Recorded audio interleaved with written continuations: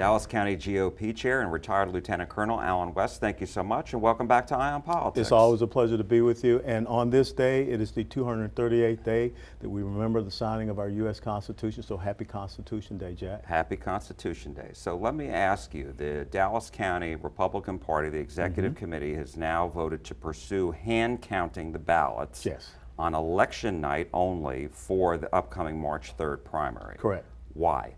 Well, remember the first time that you and I sat right here in this office and we discussed about the letter that I had sent about auditing the Dallas County Election Department. We talked about some of the problems with the tabulators. We talked about some of the problems with the e-poll books. And what did we see happen last year in November 2024? We saw an absolute crash of the ES&S e-poll book system to the point where the Texas Secretary of State office came back and decertified all ES&S poll books, e-poll books here in the state of Texas. They had to go to a different poll book system for this past municipal election. We also saw a logic and accuracy test for the tabulators that failed, and that's something that's supposed to be reported to the Texas Secretary of State's office. They didn't initially until we brought it up, and we still had problems in the reconciliation of those ballots at the end of the voting cycle, and we never got a complete reconciliation, but they still certified the election. And just last week, the logic and accuracy test for these tabulators failed again. And this is for the upcoming constitutional amendment elections, the first Tuesday in November.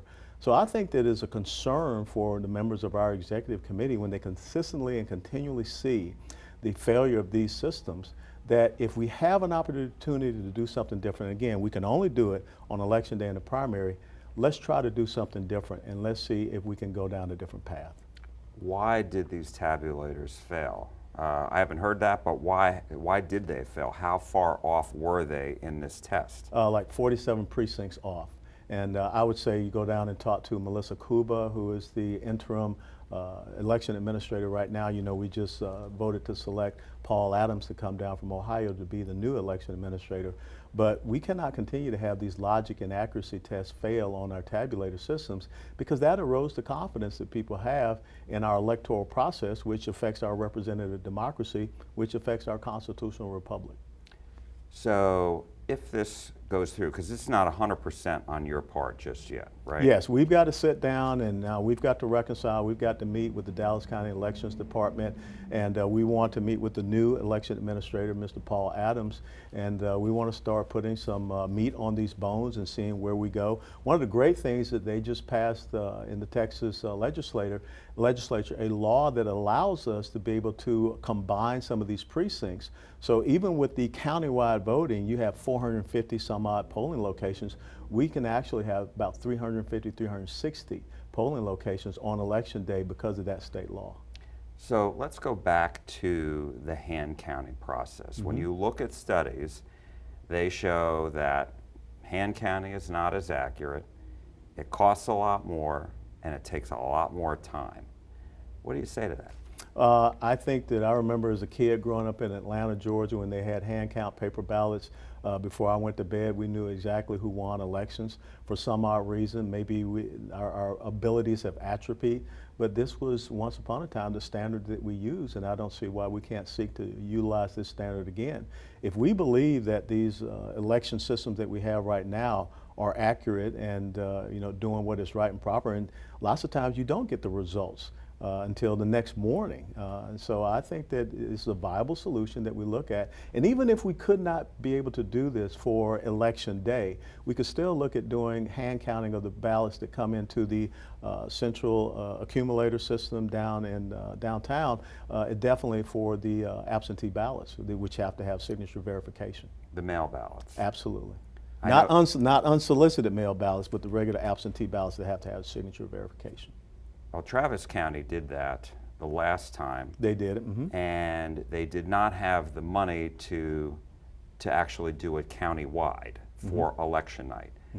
How much money is required? Because you're going to need a lot of people to do that, right? And so this is not an easy thing to do. Well, one of the things I look at with people, and sadly with the death of Charlie Kirk, so when I was on his advisory board back in 2013, I see a lot of young people that want to get involved and get engaged in electoral politics and in civics. We don't teach that. So wouldn't it be great if we went to voting age seniors in all the high schools across Dallas County and allowed them to be able to come and participate in this and maybe get community service hours? Or we look at some of these college students and allow them to come be a part of this, and maybe they get a credit hour on their transcript. So I think that there are many different avenues that we can look at. As far as the cost, I mean, we're looking at capping this at $500,000. If it goes over the $500,000, we believe that that is then unfeasible. So we're putting some constraints and restraints on ourselves. But again, the executive committee said, let's try. And I think that's an important thing. And let's go back to, one thing. We're all human beings. Mm-hmm. We make mistakes. Human beings aren't perfect. Yep. So what systems would you be putting in place to detect mistakes? How do you correct them, Sure. And at the same time, detect fraud?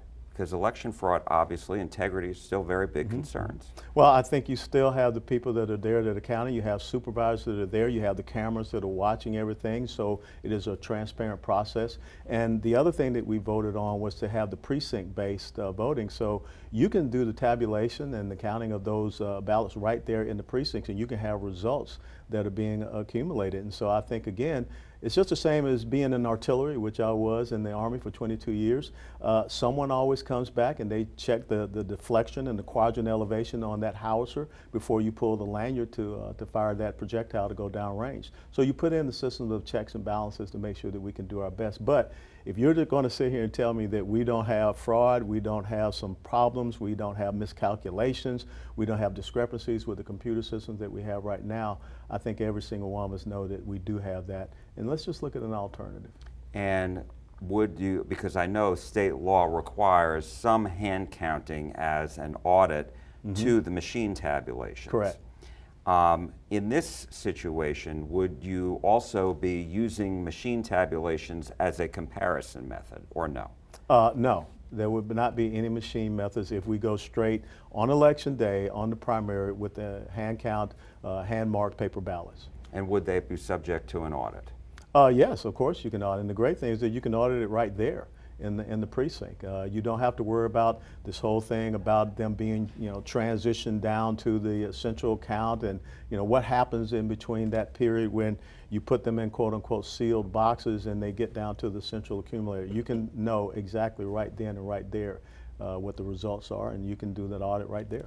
And you said something before, and I know this was in the part of the vote the other night, that there is going to be, if this goes through, there's going to be precinct voting only on election day, right? No countywide voting for the primary. Is that right? And that's for us. And so one of the things, there were two different resolutions. The first resolution was about us not having a joint primary with the Democrat Party. Now, we cannot do anything about early voting, but what we want to do is to allow us to have our election judges and people that are there, instead of you going in and they put in and see that you request a Republican ballot, you can go over to the side that says Republican, and you can go to the side that says Democrat. If you're independent, you can go where you want. But at least we will be able to control that process with our election judges, because there's been some issues, some contentious moments between some of the Democrat judges in some of these places, because the Democrats are in the majority here in Dallas County with some of our alternate judges. And as far as, Gillespie County, which is a very small rural county in Texas, they've done this. They had some issues. Have you reached out to them? Oh, absolutely. And what are the lessons learned from them so that you can prevent that from happening if you go forward with it? Yeah, our task force has been in constant contact with the folks in Gillespie and also Travis County to get those lessons learned as far as the processes, as far as making sure that you have those second and third order checks and balances, making sure that the cameras are working so it's a transparent process, and how can you make sure that there is no fraud there. So we're in constant contact with people. It's the ECHO method, which is an approved method by the Texas Secretary of State's office. So this is not something where we're trying to create a new wheel. And do you need to get, permission from the Secretary of State's office, or do you just have to follow certain guidelines as part of this ecosystem? Yeah, absolutely. We follow certain guidelines, and we are authorized to do this by Texas election law. And again, this is just for election day in the primary. We're not talking about early voting in the primary. We're not talking about the general election. So really, when you look at, 12 hours, 14 hours, that's all we're talking about. And the state law still applies, right? Where you got to get these results Absolutely. in within 24 hours. Absolutely. It's just the same as when you got an infantry unit out there being attacked, you got plus or minus 3 seconds to get some artillery rounds down to support them. So we understand that standard. Now, how many ballots? I was reading there could be, what, as many as 49,000 ballots on election day itself, right? Well, one of the things you look at is always you can go back and look at statistically what has happened in midterm election cycles, which is what this is. And you're normally going to have a little bit of a drop off. Maybe you may have a bit more of an increase this year because of the atmosphere out there. But that has been the average that we have seen in the midterm election cycles that we went back 2 or 3 cycles to study. And so let me ask you, for somebody who's watching this interview, they've listened to all of everything that you've said, and they still have doubts that a person counting it by hand, a whole group of people, they're just not comfortable with that. Well, you know something, 13 ragtag colonies once took on the greatest military power that the world has ever known.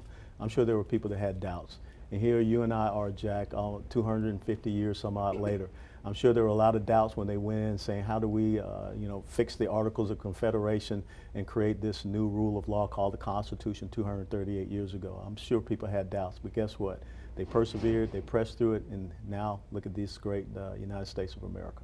And do you think that this is, when you talked before about the problems that the county has had with the electronic voting, was it serious enough that it wasn't serious enough that the whole election had to be called into question, right? I mean, the results were still considered accurate. They were still certified. Well, they were certified, but they were outside the tolerance that is set by Texas, the Texas election law for being accepted. I mean, they did not reconcile within the tolerance level they were supposed to reconcile within. And I think that a lot of people should be concerned about that. And I think a lot of people should be concerned that just last week they failed another logic and accuracy test, and we've got this November election coming up for the constitutional amendments. The last question, we talked about it a little bit. Why is the party only doing this for election night? That's the goal anyway right now. Because that's the only thing that we're allowed by Texas election law to do is just on election day of the primary. Not the early voting, not general election. So we're operating within Texas election law, and if you want to support us, you want to learn more about it, go to dallasgop.org/handcount. And that's the same reason that the county would only do precinct voting on election day, because state law does not allow that. Absolutely. For early voting. Correct. All right. Anything else you'd like to say? No, it's always a pleasure being with you, Jack. Dallas County GOP Chair Alan West, thank you so much. Yes, sir. We appreciate it. Yes, sir.